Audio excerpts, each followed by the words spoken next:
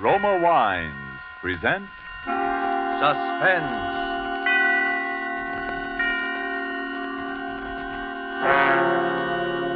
Roma Wines, made in California for enjoyment throughout the world.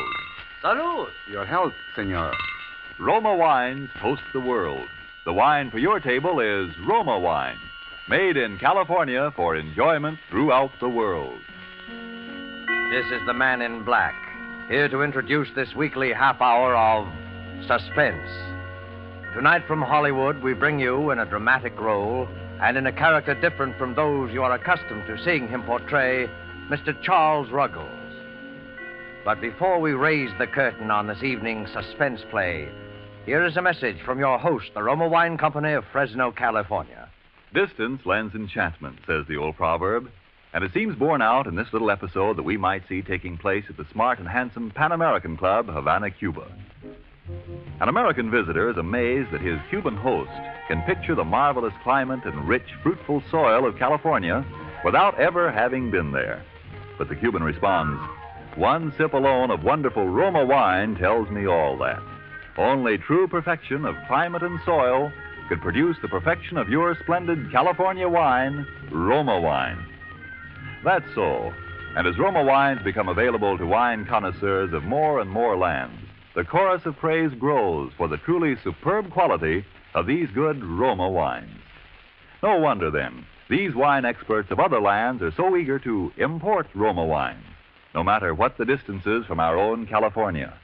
And no wonder, too, that these taste-delighting Roma wines, with no import duty to pay and without expensive shipping charges added to their cost here, are America's largest selling wines.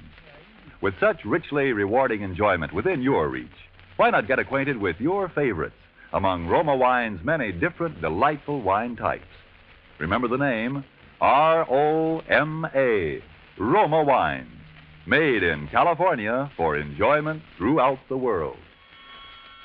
And now with Dorothy L. Sayers' story, Suspicion, and with the performance of Charles Ruggles as Mr. Hubert Mummery, Roma Wines again hope to keep you in suspense.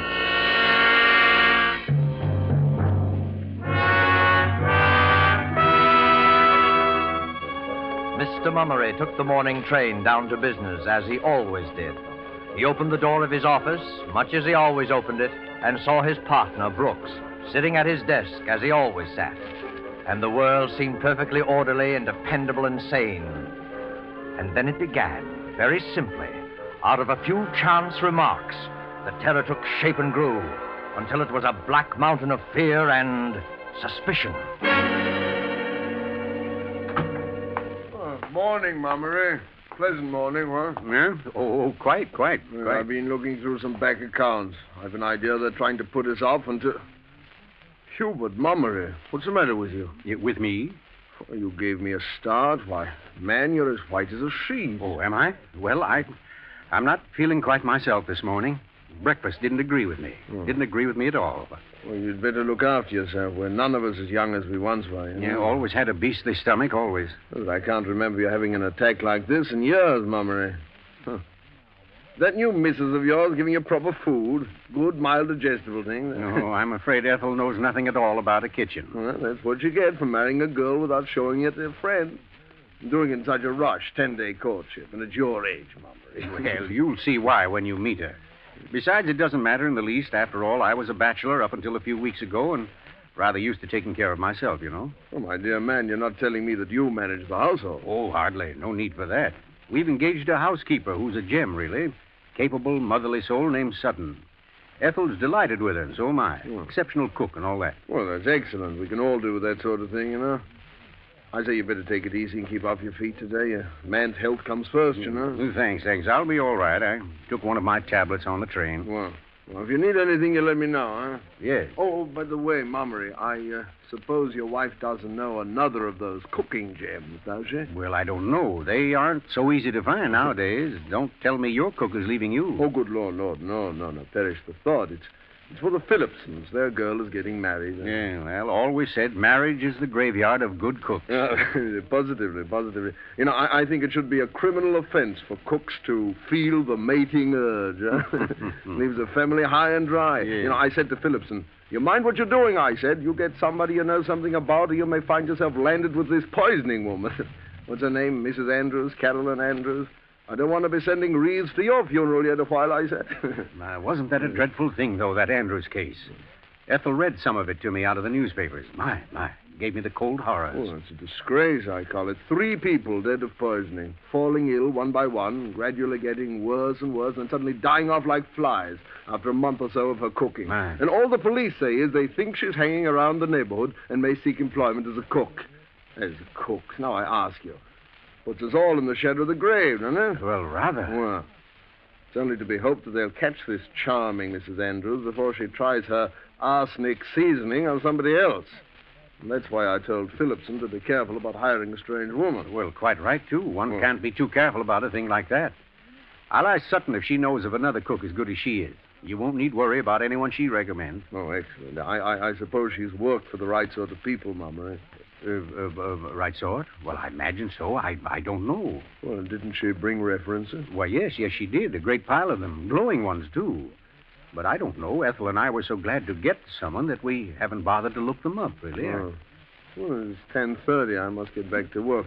Would you mind dictating a few letters, Mummery? Some dunners? I do it, but I've some bills to get out in the next room. All right, I'm glad to. Well, I'll have Penny take them down. Miss Penny, will you step in here a moment, please? Coming, Mr. Brooks. Now, don't exert yourself, old man, because... Oh, Penny, Mr. Mummery will give you some letters for our forgetful customer. Yes, sir. And I'll be in the next office if I'm needed, Mummery. And do ask that sterling cook of yours to find someone for poor Phillipson, eh? I'll speak to Sutton as soon as I get home. Good man. You're looking a bit pale this morning, Mr. Mummery. Yes, I know. Let's get down to the letters, Penny, shall we? Yes, sir. Dear sirs, unless payment on your account is immediately forthcoming, we must institute proceedings which... Yes, sir. Which, sir? I was thinking. Wonderfully clever how that Mrs. Andrews manages to get positions with respectable families. Wasn't nothing so clever about the last one, sir. No? No. She brought plenty of references. Glowing ones, too, the paper said. Where in the world would such a woman come by honest references? Oh, there wasn't no question of their honesty, Mr. Mummery. What do you mean by that? Oh, the poor deceased family was so glad to get someone that they never even bothered to look 'em up. Oh. Why, whatever is the matter, sir? Have I said something that I shouldn't? No. I'm going to go home, Miss Penny. I don't feel well. Not at all well.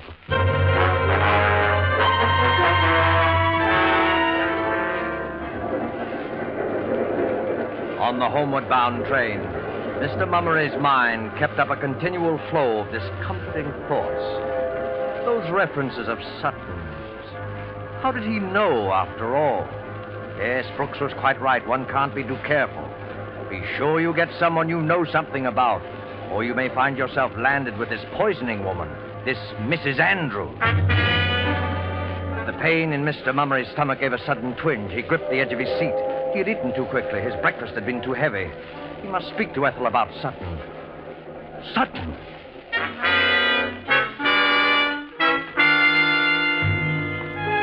As he walked up the quiet street of the remote little country town, the well-known familiar landmarks looked somehow strange and menacing. He reached the house, walked up the path, and then something drew him round toward the back. Somehow, despite himself, he found himself opening the screen door of Sutton's kitchen.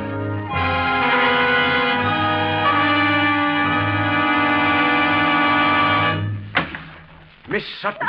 Oh, Lord, sir. You did give me a turn, Mr. Mummery. I was so taken up waiting for the potatoes to boil that I didn't hear the front door go at all, sir. Well, I used my key, Sutton. Where is Mrs. Mummery? Oh, the poor dear was feeling a bit sickish after breakfast this morning, and I might have lie down for a bit. She was looking so poorly. Ethel sick? Ethel's never sick. I don't understand. Oh, it was working about too much that done it, if you ask me. I told her to go light with it, but she's that restless she can't abide to be doing nothing. Where is she now? Well, that young Mr. Welbeck called by to get some flowers she'd promised his mother, and he cheered her up a bit. She needed cheering, too, by the look of her, poor lamb. Where are they, Sutton? They're having their tea in the garden. She's a deal better than she was, sir. A deal better. Well, I'm glad of that. I'll step out and have a word with her. Oh, Mr. Mumley, Yes?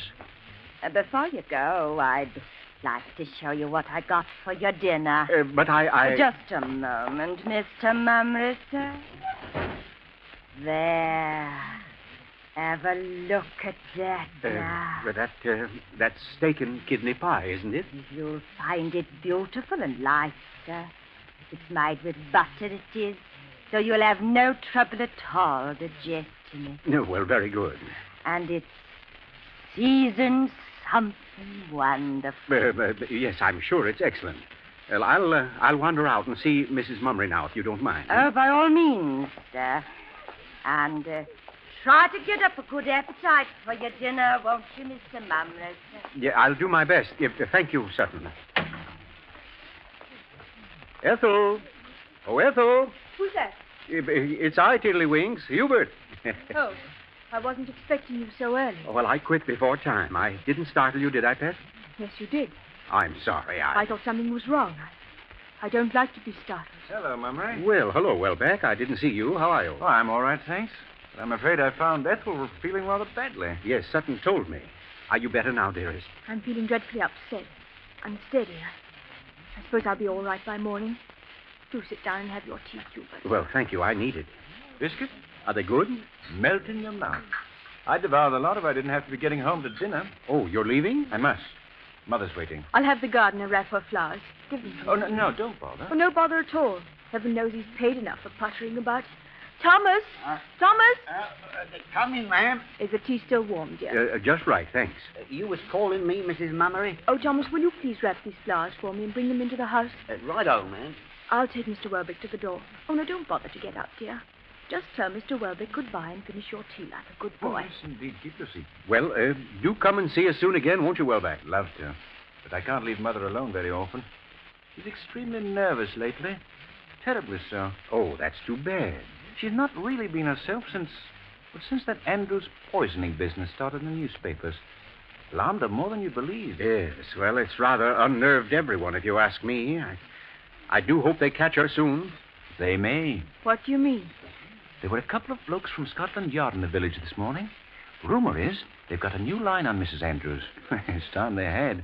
Think of it. That fiend has been on the loose for, well, let's see now.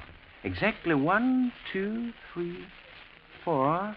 Yes, almost 4 weeks to the day. I'd rather not think about it if no one minds. Quite right, my dear. Let's not. Let's not. I have too many other things on my mind. Oh, by the way, Hubert, I forgot to tell you to bring some cash home from the city with you today. I know you did, Tiddlywinks, but I remembered it all by myself. Oh, a good thing, too. The greengrocer had a rather glum look on his face this morning. Well, we'll be able to stare him in the eye tomorrow. And then there's Sutton's salary. Well, I'm not sure I brought enough for that. Oh, that's too bad. I do so want to be prompt with her. Prompt? Yes, dear. Sutton's been with us exactly 1 month tonight. I must drop along now. See you soon again, Mummery. I say thanks for the tea. Hubert, what's the matter? Mr. Welbeck said thanks for tea. Didn't you hear? Huh? Oh, yes. Oh, I'm sorry. You seem so far away, dear. No, not at all, not at all. I was a bit tired, I suppose. Let the old gent rest his weary bones. He's worked much too hard lately.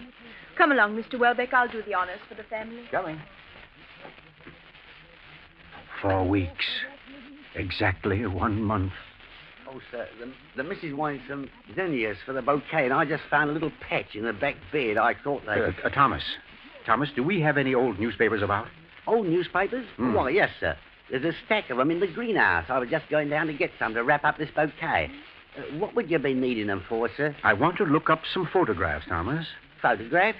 Of who, sir? Of Mrs. Andrews.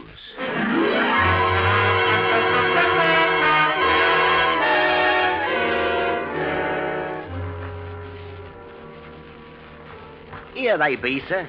They go back about 20 days, these do. I always takes them out of the kitchen when the cook has finished with them. I see. Now, let's have them, Thomas. Now then. June 15th, June 5th. Yes, that was just about the time. Should be an article about Mrs. Carolyn Andrews in this one. Of course, she'll have managed to change her appearance, but there should be a resemblance. Now, let's see. Ought to be about on... Thomas, Yes, sir? where did you say you got these papers? Out of the kitchen, sir. Why, what is it, Mr. Mummery? Somebody's been through them with the scissors, Thomas. Every line about the Andrews case has been clipped out. Every line. Mr. Mummery, sir. Oh, now look for yourself. There. But I don't understand it, do you, sir? I'm afraid to try, Thomas. Are there any more papers about? But there's a few more under this shelf where I keep them. Oh, botheration. Look at that. Meddlers, that's what they are. Meddling with my things. Don't waste time with that now, Thomas. But look at it, sir. All spilled and wasted. It costs good money, too. Well, all right. We'll buy more of whatever it is. Only a bit left. And it ain't so easy to get, I'll tell you. It's just about the best weed killer there is. Them weeds just fold up and die the minute it touches them. If somebody hadn't tampered with the stopper, there wouldn't have been a drop lost. Thomas. Yes, sir? Let me see that can. Yes, sir. Arsenical weed killer. Contains arsenic. Deadly poison. Stopper was loose, sir. Somebody had it out. I never leaves like that, nothing like that. Thomas. Yes, sir, yes, sir. Oh, good Lord, Mr. Mummery, what is it, sir? I don't think I should have had that tea, Thomas. I'll call the missus. No. You mustn't alarm her, whatever you do. Don't alarm her. She's not to be excited. But get to the phone and call Dr. Maysby. I'm ill, Thomas. Tell him I'm terribly ill.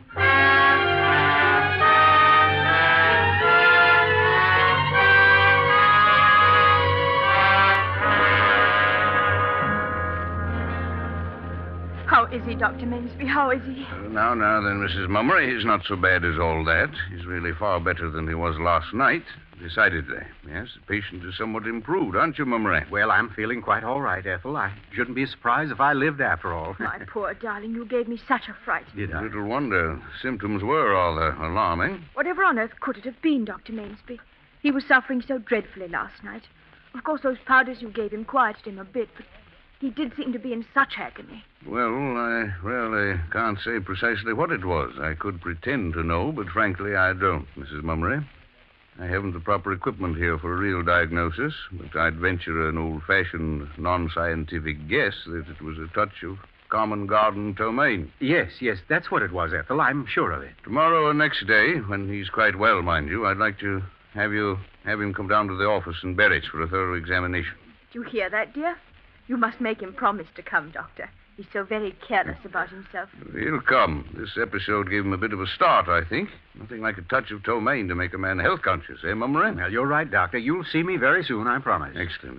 And until then, you just continue the powders I gave you, one every hour. Yes, Doctor. And no solid foods. Have that cook of yours make you a nice, strong broth of some kind. Huh? What? And above all, stay in bed for the next 24 hours. I'll see to that, Dr. Maysby. I'm depending on you, Mrs. Mummery. And now, if you'll tell me where you put my hat... Oh, I'll get it for you. Oh, you needn't trouble. If you'll just tell me no where... trouble at all. It's out on the standpoint. So, Mummery, do try to take better care of yourself from now on, huh? No need to make Ethel a widow before her time. Well, I'll do my best not to. Dr. Maysby. What's that, Mummery? Listen to me. I haven't time to explain now. What are you talking about? Keep your voice down, man. I don't want to frighten Ethel, but there's something very strange going on in this house. You are delirious. I may need your help soon. I'll phone you sometime today as soon as I can do it without alarming Ethel. Oh, she wouldn't be able to sleep for weeks if she had any inkling of what's going on. You aren't imagining things, are you? No, listen, Maysby. Last night before I took sick, I found... I beg pardon, sir. Well, Sutton? Yes, Sutton, what is it? Mrs. Mumner sent me to tell you that your chauffeur's brought the car round, sir. Oh, yes, good. I'll be getting along now, I think. Oh, sir. If I'm not being too inquisitive, sir, how is the patient this morning? Why, he's much better, Sutton, but he had a rather grim session of it just the same. Oh, that's dreadful, ain't it, sir? We'll have to take better care of him, won't we, sir?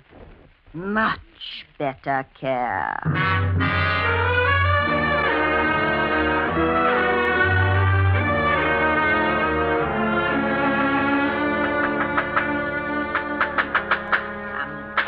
around my greenhouse, will they now? Upsetting my things. Oh, will they now? Not much they won't. I'll put a lock on this door that... Thomas. Who's that? Why, Mr. Mummery, you ain't supposed to be up and about, are you? You're supposed to be in your bed, ain't you, sir? I want to get those papers we were looking at yesterday, Thomas.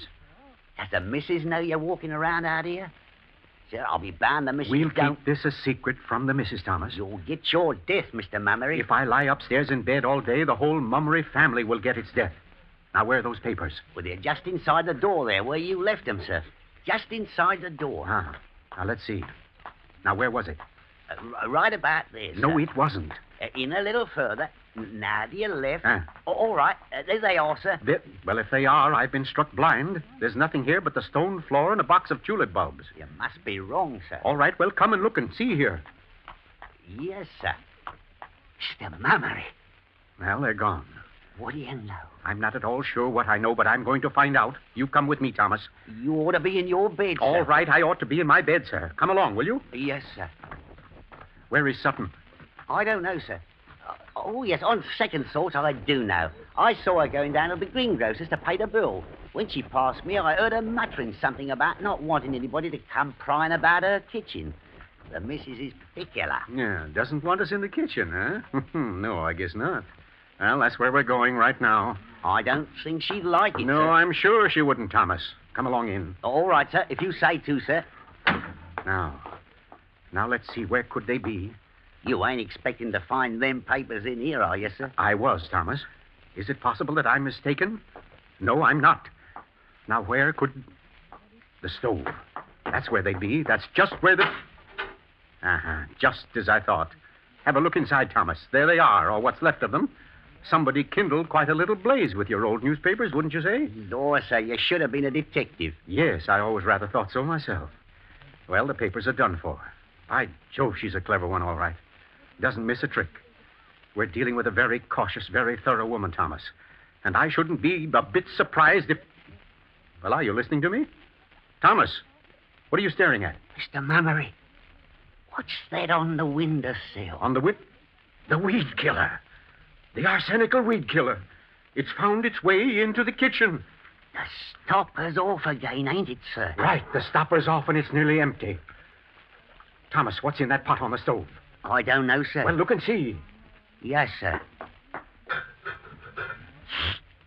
It's chicken broth, sir. Real strong chicken broth. Good. Here. Now take this empty medicine bottle and get as much broth into it as it'll hold. What for, sir? Just do it, Thomas, please. Yes, sir. That's fine. Now then, get the car out of the garage. Where are we going, sir? We're going to Berwich. But, Mr. Mummery, the doctor We're going to see the doctor, Thomas, before we're all beyond his help.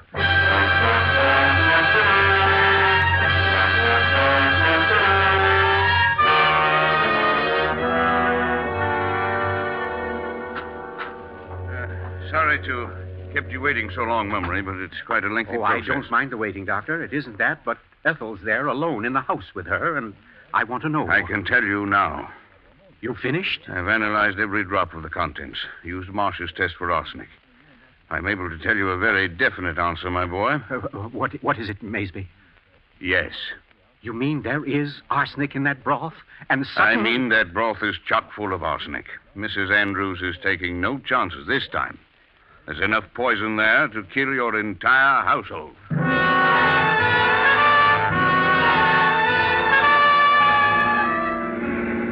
Oh, Mr. Mummery, look, you're hitting 70, you are. It ain't safe at all, sir. I've got to get home. Lord knows what's happening there. Oh, Mr. Mummery. Shut up. Ethel is poisoned, dying, dead. Ethel is poisoned, dying, dead. I patched the front right tire myself, sir, and it's fearful weak it is. Sutton, Mrs. Andrews, Sutton, Mrs. Andrews, Sutton, Mrs. Andrews, Sutton, Mrs. Andrews. Oh, thank the Lord, there's the house. What's that car doing in front of it? What's it doing there? I don't know, sir. It's happened already. The doctor's there. It's happened already. The doctor's there. It's happened already. There's The two doctor's men there. standing out in front of the house, Mr. Mummery.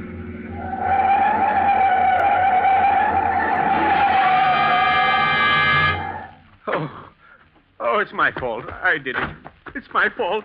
I left her here. I did it. I killed her. Oh, Mr. Mummery, sir. Oh, Ethel, where is she? Welbeck, what are you doing here? I'm Scotland Yard, Mummery. Easy now. Take it easy. Well, where is she? Tell me. I have a right to know. Who is he, Inspector? I'm Hubert Mummery. Where's my wife? Now, try to be calm, Mummery, won't you? That's a good fellow. What do now. you mean? Why are you sitting down here? Is she beyond help? I'm afraid she is, sir. Oh, Lord. Oh. Can I see her? I'm afraid not, Mummery. It'd only be painful. Oh, Lord.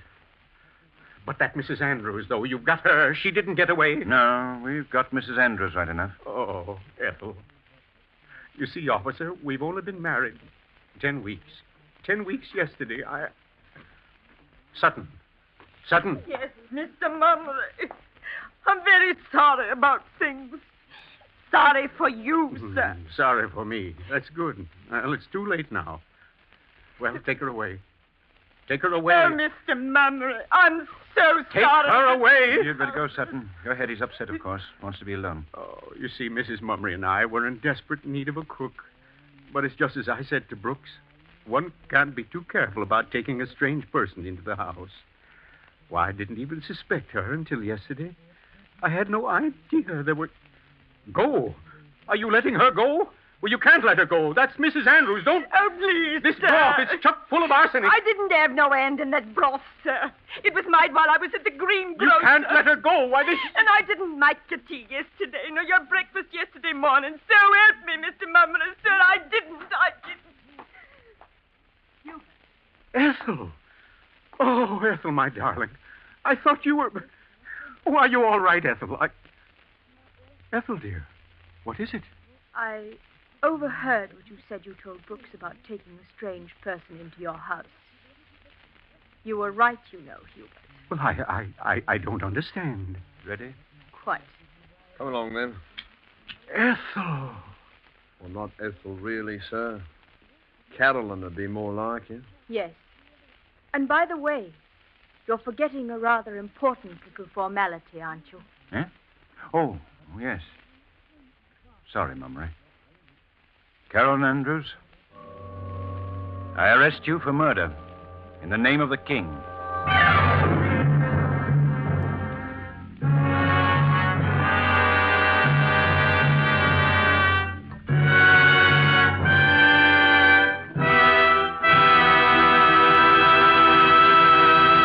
And so closes Suspicion, presented by Roma Wines and starring Charles Ruggles. Tonight's tale of Suspense. In just a moment, we will hear again from Mr. Ruggles. First, a message from the sponsor of Suspense. Why is the making of good wine like a proverb? Because both are based on long experience. For you to enjoy the many different taste-delighting Roma California wines, first there had to be long years of painstaking cultivation of some of the world's finest vineyards. Plus, year upon year of development of the art and skill that go into the making of these fine Roma wines. Your first sip of any of the good-tasting Roma wines will confirm the presence of these needed years of preparation, will tell you why Roma wines are America's largest-selling wines. Your taste will thrill to the superb quality and the downright satisfaction when you try, say, the tangy, delicious Roma Sherry, or the rich, hearty Roma Burgundy, or the sweeter, heavier Roma Port. You'll be thrilled, too, when you learn such great enjoyment costs so little, mere pennies a glass. You'll want to add your voice to the international praise of Roma wines now rising in many lands in these words: Roma wines are truly magnificent. Let me repeat the name: R-O-M-A, Roma wines, made in California for enjoyment throughout the world. And now, here is Charles Ruggles. Thank you.